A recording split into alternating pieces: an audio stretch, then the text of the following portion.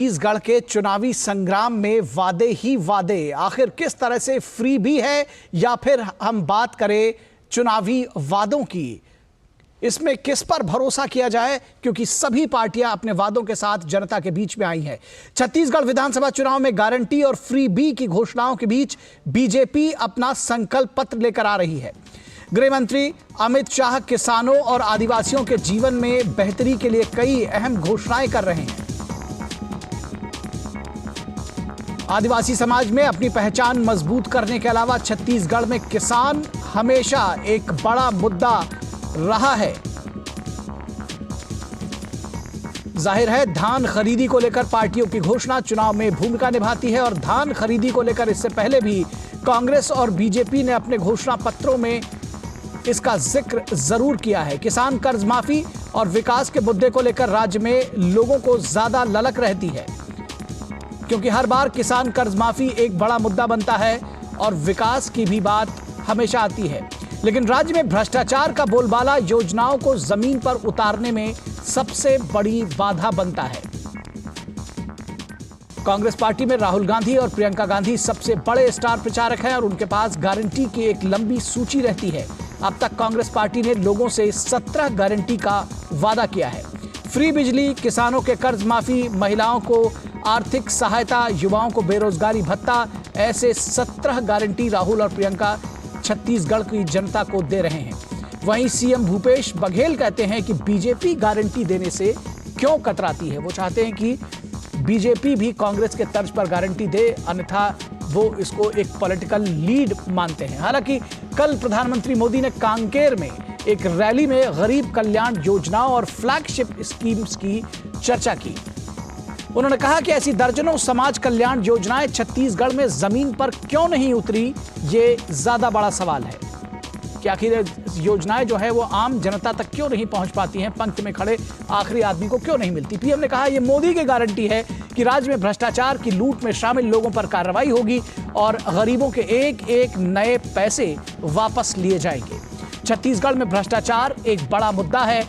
BJP Baghel सरकार पर शराब घोटाला, कोयला लेवी घोटाला, डीएमएफ फंड घोटाला, गौठान घोटाला का आरोप लगाती रही है। वहीं कांग्रेस इसे महज एक साजिश मानती है, जबकि ईडी की कार्रवाई में कई अफसर जेल में हैं। महादेव सट्टेबाजी स्कैम को लेकर ईडी ने बड़ी कार्रवाई की है। चुनावी फंड को लेकर महादेव ऐप की भूमिका पर बीजेपी सवाल उठा रही है और कांग्रेस सरकार को सवालों के घेरे में खड़ा कर रही है। धान खरीदी पर सियासत के बीच कल पीएम मोदी ने साफ किया था कि किसानों से धान और अन्य फसलें केंद्र सरकार खरीदती है, लेकिन बघेल इसका श्रेय लेने में कभी नहीं चूकते। कांग्रेस पार्टी ने कर्नाटक और हिमाचल के जीतने के बाद फ्री बी की गारंटी को ही पार्टी का घोषणा पत्र बना लिया है, लेकिन लोगों के पास उन पुराने वादों की भी सूची है जो कभी पूरे नहीं हुए।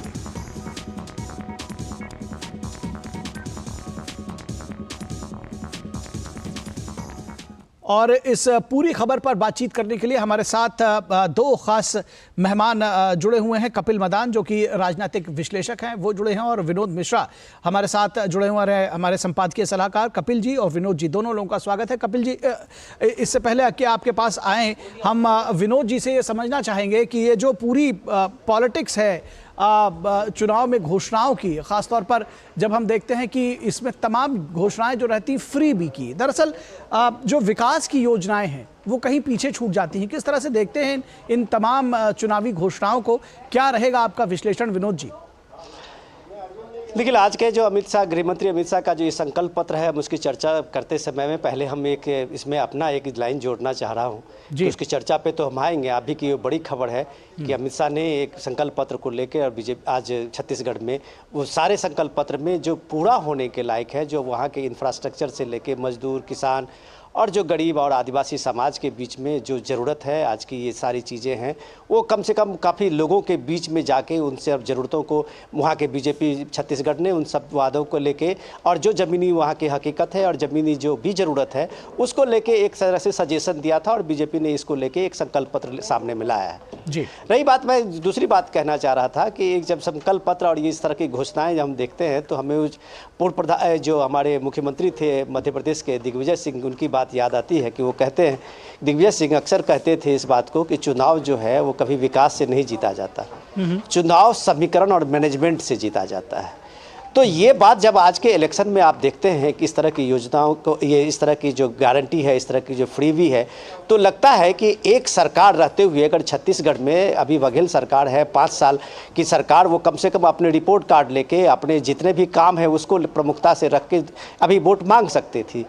और अगर ये छत्तीसगढ़ की सरकार इन सारी जो पिछले जो उनके वादे थे, जो उनके पूरी गारंटी थी, उसके बजाय आप ये 17 गारंटी नए जोड़ के अगर वो बात वही पुरानी बात दोहरा रहे हैं तो आपको मान सकते हैं कि वो एंटी इनकम्बेंसी जो उनके खिलाफ है उसको भुलाने के लिए लोगों के सामने में एक नए मसौदे लेके आए हैं।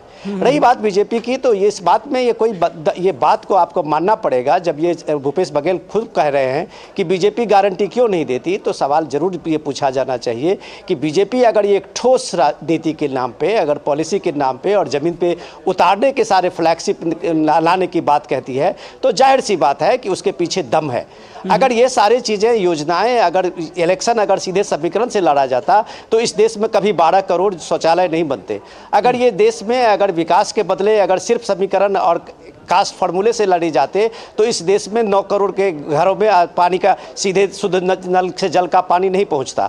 अगर इस देश में अगर विकास की बात को अब अधूरा छोड़ देते तो 35 करोड़ लोगों के जनधन अकाउंट नहीं खुलते, इस तरह से 3 करोड़ से ज़्यादा लोगों के मकान नहीं बनते।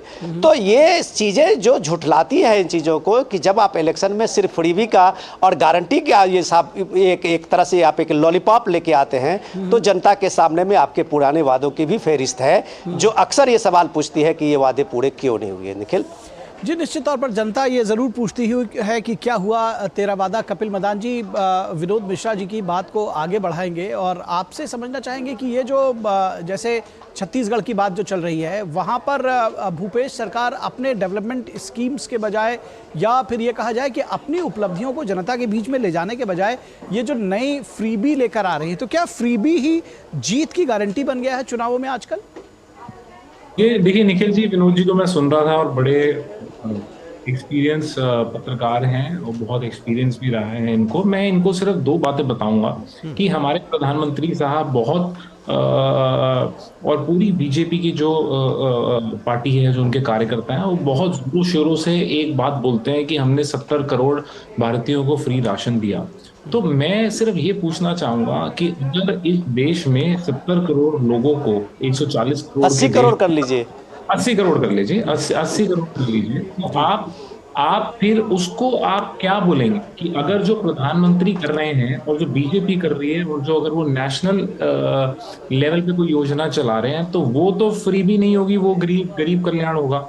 लेकिन अगर कोई ऑपोजिशन पार्टी इस तरीके की कोई गरीब कल्याण का कोई काम करती है तो प्रधानमंत्री जी और पूरा जो बीजेपी का जो सिस्टम है वो उसको फ्रीबी, रेवड़ी, इस तरीके का साथ उसका नामांकन कर देते हैं। तो आप मुझे ये बताइए कि क्या टेस्ट है, क्या चीज देखी जाएगी कि उसके अंदर क्या हो कि वो रेवड़ी होगा या वो रेवड़ी नहीं होगा। अगर तो मुझे तो ऐसा दिख रहा है कि जो बीजेपी स्कीम लेके आएगी वो तो गरीब कल्याण का नाम दे दिया जाएगा और जो कोई ऑपोजिशन स्कीम लेके आएगी उसको रेवड़ी बोल दिया जाएगा। कपिल जी, अगर मैं आपको यहीं पर इसका जैसे होता है ना कि आपने ये सवाल पूछा, इसका जवाब तुरंत ले लें, फिर हम आपके पास एक और उदाहरण देना चाहूंगा। हाँ, चलिए उदाहरण दे दीजिए, फिर हम जाएं। एक आपको और उदाहरण देना चाहूंगा। मुझे नहीं पता विनोद जी इस बात से इत्तेफाक रखेंगे, लेकिन मैं फैक्ट बेस्ड बात करता हूं, मैं तथ्यों के साथ और साक्ष्यों के साथ बात करता हूं। जिस एक्ट के आधार पर नरेंद्र मोदी जी और पूरी बीजेपी ये 80 करोड़ या 70 करोड़ जो भी ये राशन के बारे में बात करती हैं, इसका आधार है फूड सिक्योरिटी एक्ट। और मैं आपको बताऊं, ये यूपीए 2 के अंदर ये फूड सिक्योरिटी एक्ट आया था। और मैं आपको और बात बताऊं कि बीजेपी उस टाइम ऑपोजिशन में थी और बीजेपी ने इस एक्ट का ऑपोजिशन किया था, पार्लियामेंट के अंदर अपोज किया था उन्होंने। तो अब अपोज किया था, ये तो मेरी जानकारी इस पर नहीं कि उन्होंने अपोज किया था कि नहीं किया था, लेकिन इस पर जवाब, चलिए अब इस पर जवाब ले लेते हैं। विनोद जी मेरे को फैक्ट चेक कर ले, विनोद जी तो इतने एक्सपीरियंस। हां, मैं बिल्कुल मैं आपके बात का जवाब देना चाह रहा हूं। बात का जवाब ले लेते हैं। विनोद जी ये चाहेंगे कि जरा गरीब कल्याण और फ्रीबी की योजनाओं के बीच का जो बेसिक फर्क है, वो जो इनका सवाल का क्रक्स है दरअसल कपिल जी के, वो जरूर समझाइए। देखिए, मैं कपिल जी काफी विद्वान आदमी है, कपिल जी वकील भी है, कांग्रेस समर्थक अलग बात हो, लेकिन कपिल जी काफी बहुत सीरियस, हम कह सकते हैं कि हमारे जब कभी भी पैनल में आते हैं तो बहुत सीरियस बात रखते हैं। लेकिन शायद जब वो पार्टी की बात करते हैं तो वो कांग्रेस के जो नेताओं के अपना बयान रहा है उसी बात को अभी दूर आ रहे हैं। जब उन्होंने बात कही कि जब बैंक की बात उन्होंने कही थी, तो कपिल जी हमें याद रखना होगा, इस देश में राष्ट्रीयकरण तो पहले इंदिरा गांधी ने बैंक की थी, तो ये क्रेडिट तो उनको जाना चाहिए था कि इस देश की जो ये गरीब जनता है उसके अकाउंट बैंक में क्यों नहीं खुले। आज तक गरीब की जनता जो है इस देश की, आधी से ज़्यादा बड़ी आबादी जो थी, कभी बैंक देखा भी नहीं था। लेकिन ऐसा क्यों था कि आपके उसी एक्ट पे काम करते हुए अगर पीएम मोदी ने इसी देश में अगर 36 करोड़ से ज़्यादा लोगों को बैंक के दरवाजे तक पहुंचाया, और जो सुविधाएं थी बैंक के, जो लोगों को एक इंडस्ट्री हाउस को मिलता था, जो गरीब लोगों को मिल रहा है, तो ये काम तो पीएम मोदी ने किया ना। तो आप इसका श्रेय किस रूप में लेंगे? दूसरी बात, जब आप कह रहे थे कि 80 करोड़ को जो फ्री राशन दिया गया था, उसको आप कह रहे हैं कि ये फ्रीबी और एवरी नहीं है, तो दोनों में थोड़ा सा फर्क करने में हमें थोड़ा अंतर करना पड़ेगा। कपिल जी, मैं इसलिए कह रहा हूं कि कोरोना के काल में जब आप इस देश में लॉकडाउन थे, जब इस देश में लोगों की समस्या थी कि रोजी रोटी के लिए लोग अपने घरों तक में कैद हो गए थे, उस देश में उस प्रधानमंत्री के रहते हुए अगर पीएम मोदी ने एक जन कल्याण के रूप में आपके ही जो एक्ट है उसी एक्ट की बात मैं कह रहा हूँ, मैं दे रहा हूं आपको उसके एक्ट को, जो आपने उस एक्ट को लाया था, लेकिन उसके ज़मीन पे उतारने का अगर आप श्रेय देंगे तो पीएम मोदी को ही जाता है कि उस कोविड के काल में लोगों के घर के दरवाजे पे 80 करोड़ जनता को राशन पहुंचाना एक छोटी बात नहीं है। इसको दुनिया के जितने एजेंसीज हैं उन लोगों ने सराहा है। ऐसा देश में कोई भी देश ने इस तरह का बड़ा अभियान करके एक गरीब लोगों को भूखे नहीं रहने दिया।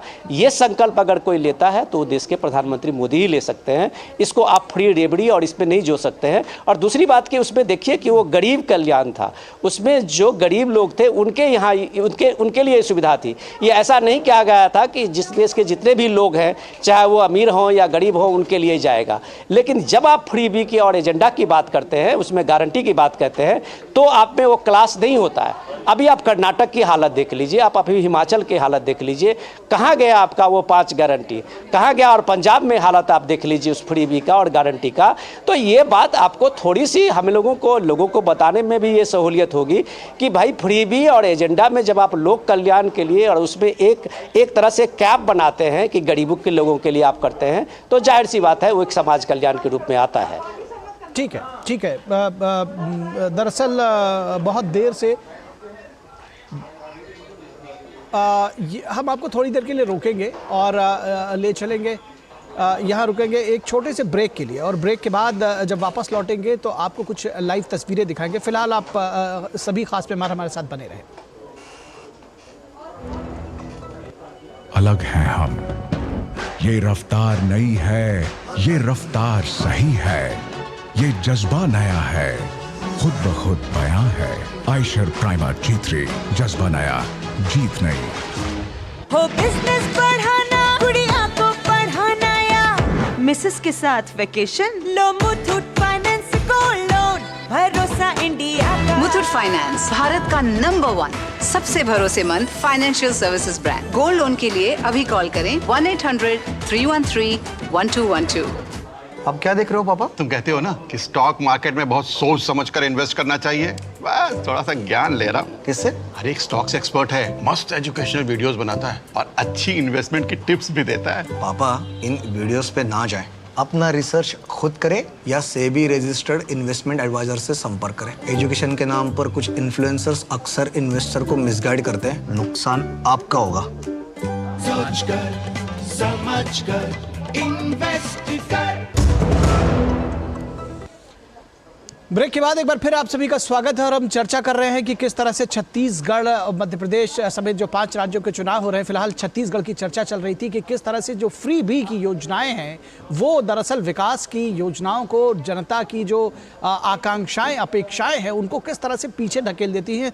3 खास मेहमान हमारे साथ जुड़े हुए हैं। हमारे साथ 2 राजनीतिक विश्लेषक हैं। राकेश सिंह हमारे साथ अभी जुड़े हैं। राकेश जी, बहुत स्वागत है आपका। माफ़ कीजिएगा, बीजेपी के प्रवक्ता के तौर पर जुड़े हैं राकेश जी। राकेश जी, बहुत स्वागत है। और कपिल मदान जी जुड़े हुए हैं हमारे साथ, और साथ ही साथ विनोद मिश्रा जी जुड़े हुए हैं। दरअसल राकेश जी, जो चर्चा यहाँ पर चल रही थी वो फ्रीबी योजनाओं को लेकर के चल रही थी आपके जुड़ने से पहले। तो सीधा सवाल अगर आपसे पूछा जाए कि जब हम देख रहे हैं कि फ्रीबी योजनाओं की बौछार की जा रही है, कर्नाटक में आपने उसको देखा, हिमाचल प्रदेश में आपने देखा कि आपके जो विकास की योजनाएं हैं वो शायद जो फ्रीबी की योजनाएं हैं उनको, उसके मुकाबले जो फ्रीबी की योजनाएं थी वो परवान चढ़ी। कर्नाटक और हिमाचल प्रदेश आपके हाथ से निकल गया। आगे अब छत्तीसगढ़ और जो दूसरे राज्यों में चुनाव हो रहे हैं उसको कैसे निपटेंगे आप? क्या आपकी रणनीति रहेगी इस पर? देखिए, जो योजनाएं हैं, एक तो योजना चुनाव को देखकर बनाई जाती है। दूसरी योजनाएं ऐसी होती है कि जरूरत के हिसाब से समाज के आर्थिक जो पिछड़े लोग हैं उनको, गरीबों को ध्यान में रखते हुए बनाई जाती है। उदाहरण के लिए मैं निखिल भैया बताना चाहता हूं आपको कि 2009 के चुनाव में जब कांग्रेस सरकार थी और कांग्रेस चुनाव के में जा रही थी, तब उन्होंने 75,000 करोड़ का कर्जा किसानों को माफ किया।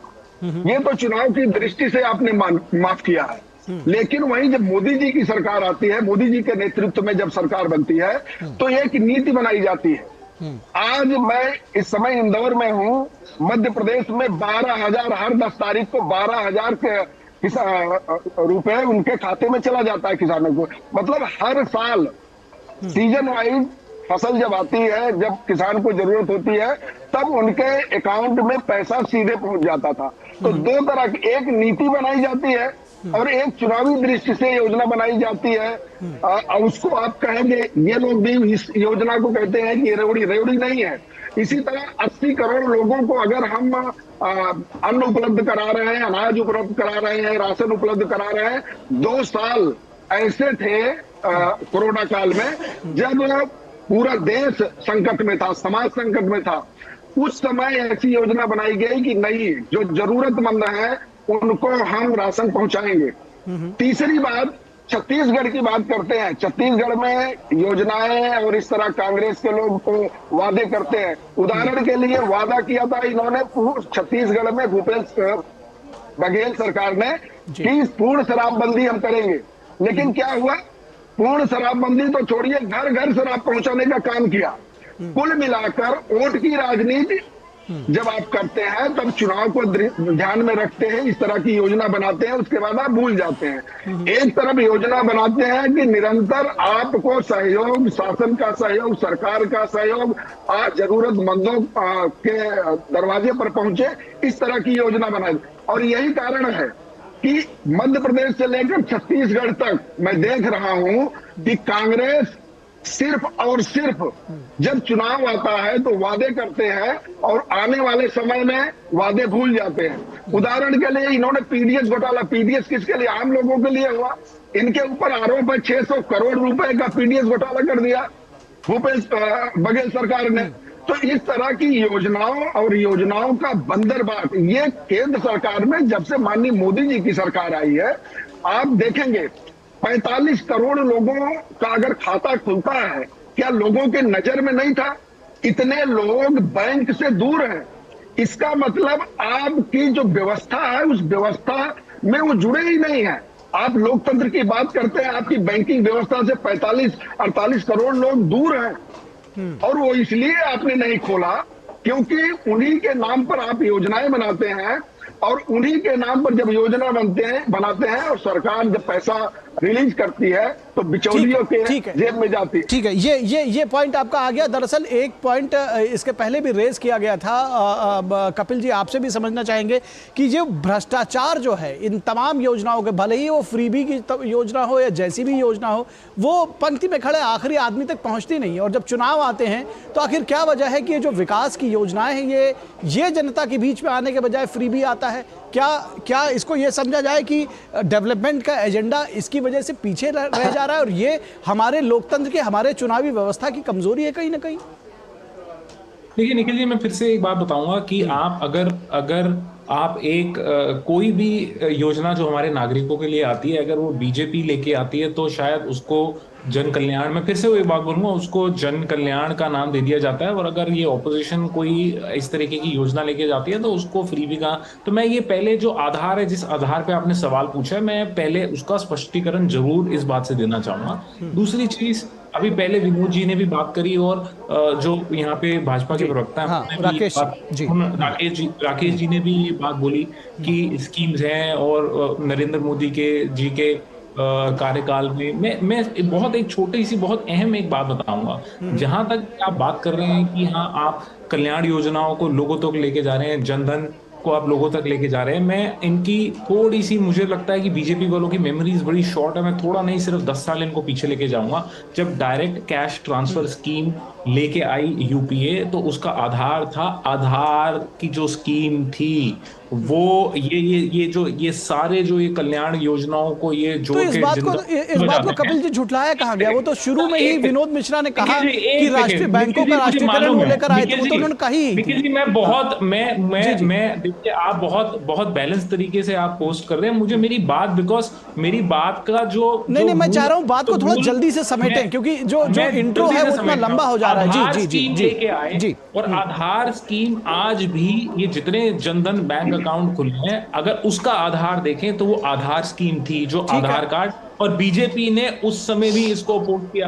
अब आप एक बड़ी आप बहुत ही ये चौंकाने वाली बात होती है कि जो भी आज बीजेपी जिसका श्रेय लेने की कोशिश करती है, वो इस सारी योजनाओं को इन्होंने अपने टाइम जब ये ऑपोजिशन पे थे बिल्कुल निराधार तथ्यों के बेसिस पे इन्होंने अपने दौरान उसको, ऑपोजिशन के दौरान उसको अपोज किया। अब दरअसल वही बात देखिए कपिल जी आपका पॉइंट आ गया। दरअसल आप जो कह रहे हैं ना कि चाहे वो आधार हो चाहे बैंकों का राष्ट्रीयकरण हो, वो कहां इस बात से इनकार कर रहे हैं कि आधार नहीं था, वो यही तो कह रहे हैं। राकेश जी ने अभी यही कहा कि सारी चीजें थी, लेकिन आपने उन योजनाओं को अमली जामा नहीं पहनाया था, उन्होंने पहनाया। पंक्ति में खड़े आखिरी आदमी तक पहुंचा, 45 करोड़ लोगों को बैंकिंग व्यवस्था से जोड़ा गया। देखिए निखिल जी, हमारे इस देश के अंदर ऐसे बहुत से लोग मिलते हैं कि जब जो मेहनत करने का टाइम होता है, जब पॉलिसी बनाने का टाइम होता है, तो उसमें श्रेय लगता है, श्रम लगता है। ठीक है, चलिए इसका जवाब ले ले रहे हैं, इसका जवाब ले ले रहे राकेश जी से। और एक कैटेगरी ये होती है कि जी बना किसी और ने दिया। ठीक है, राकेश जी से जवाब ले ले रहे हैं। राकेश जी चलिए, समय बहुत कम है इसलिए बहुत चाहेंगे कि शॉर्ट में जवाब ले। हमारे साथ राकेश जी भी जुड़े हुए। राकेश जी ये कह रहे हैं कि योजनाएं दरअसल कांग्रेस और यूपीए के समय में बनी थी और क्रेडिट जो है वो बीजेपी ने लूट लिया। नहीं, योजनाएं बनी नहीं थी निखिल जी, यही अंतर है बीजेपी की सोच में और कांग्रेस की सोच में। आप सोचते रह जाते हैं, आपने 10 साल शासन किया, आप सोचते रह गए।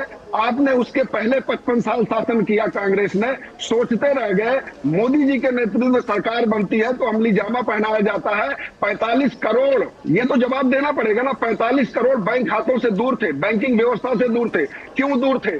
तो इसलिए दूर थे कि जो पैसा उनके नाम पर दिया जाता था वो शासन में बैठे लोग और उनके कार्यकर्ताओं की जेब में जाता था, उनकी जेब की चिंता थी।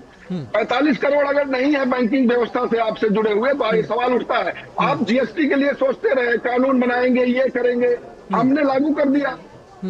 आप सोचते हैं, आप सपना देखते हैं, हम पूरा करते हैं, हम जमीन पर उतारते हैं। आप केवल बयान देते हैं, हम उसको अमली जामा पहना। ठीक है राकेश जी, आपका पॉइंट आ गया। मेरे पास समय डिबेट का आज समाप्त हो गया है और विनोद जी मैं चाहूंगा कि बिल्कुल 30 सेकंड में मैं 30 सेकंड में आपके बात की जवाब देता हूं। कपिल जी बहुत बढ़िया बोल रहे थे और कपिल जी ने कहा, मैं उनकी बात को थोड़ा सा आगे बढ़ा देता हूं, शायद कपिल जी इस चीज को करेक्ट कर लेंगे। ठीक है, यूपीए के समय में निर्मल भारत आया था, जो गाँव में शौचालय बनाने का उनका एक संकल्प था, वो पॉलिसी थी।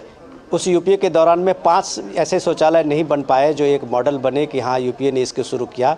और उसी को अगर स्वच्छ भारत अभियान लेके अगर प्राइम मिनिस्टर 2014 में मोदी आए तो आपके देश में 11 करोड़ से ज़्यादा शौचालय बना दिया। जिस आधार की बात आप कह रहे थे, उस समय में नंदन निलेकनी मिनिस्टर थे, चिदम्बरम साहब, और उसके बीच में काफ़ी इस तरह की चीज़ें हुई थी कि भाई ये आधार जो है वो कहीं प्राइवेसी किसी का एक ब्रिज कर रहा है, कहीं इस चीज़ को लेके पूरे दौर में इसके लिए बहस होती रही थी। लेकिन वो आधार जो है इस देश के कम से कम 140 करोड़ लोगों का एक सबसे मजबूत आधार बना, तो वो संकल्प के साथ हुआ। और पीएम मोदी ने उस आधार को कैसे जोड़ा है, जिस बात को आप सोचिए कि करप्शन पे जो जीरो टॉलरेंस है उसमें आधार ने सबसे बड़ा मजबूत काम किया है।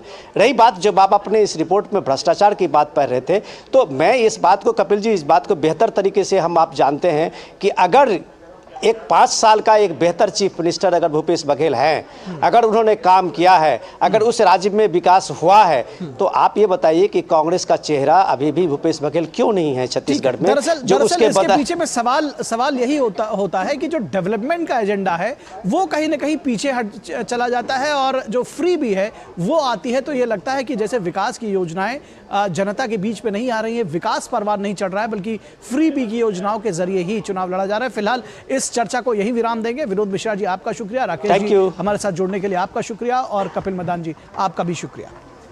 और यहां रुकेंगे एक छोटे से ब्रेक के लिए। ब्रेक के बाद जब वापस लौटेंगे तो बात करेंगे कि महुआ का हंगामा, अपमान पर विरोध या फिर विक्टिम कार्ड।